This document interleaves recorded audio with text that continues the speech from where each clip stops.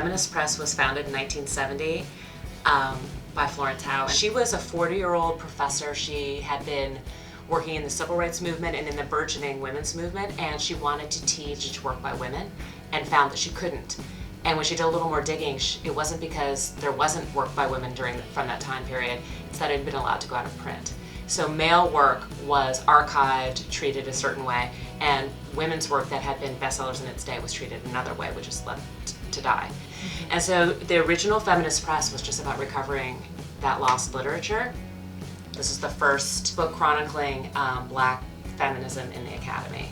When she retired, she's in her mid to late 80s, a woman that I'd worked with at Ms. Magazine took over for several years, a second wave feminist named Gloria Jacobs, and she helped bring it into kind of more present tense, where she started doing books by younger feminists.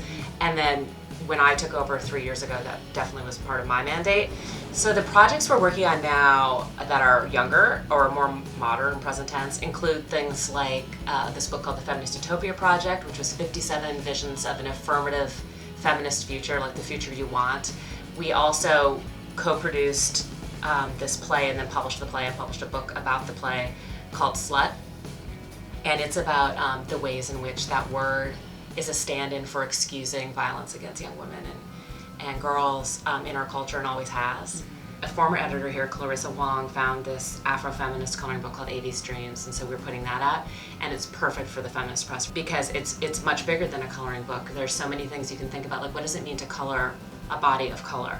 The biggest feminist influences on me were probably just having been raised in the 70s when feminism was really sort of like, it was part of pop culture in a way it is now too.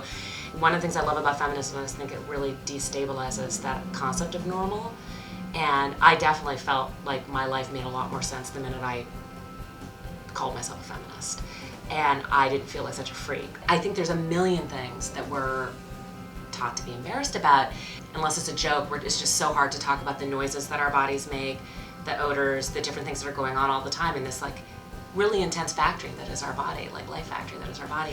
I think one of the main reasons that women might still feel a barrier to calling themselves a feminist isn't that they hate women, although misogyny runs deep in our culture, but it's because they think they can't be themselves and be a feminist.